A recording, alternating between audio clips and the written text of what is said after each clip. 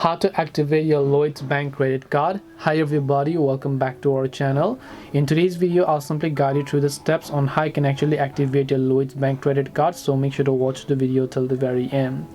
If you'd like to activate your Lloyds bank credit card, it is actually very simple to do so, because all you have to do is basically just go ahead and then open up lloydsbank.com and then make sure to sign into your account.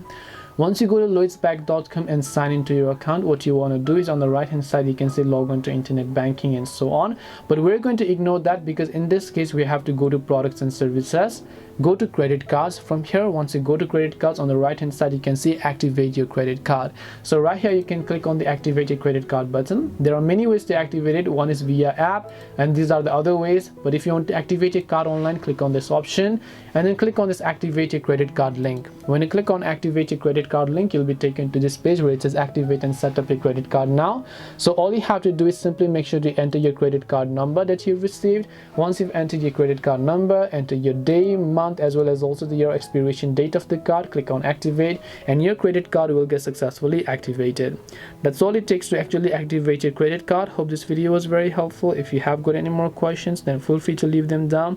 Thank you very much for watching till the end of this tutorial and see you soon in the next video.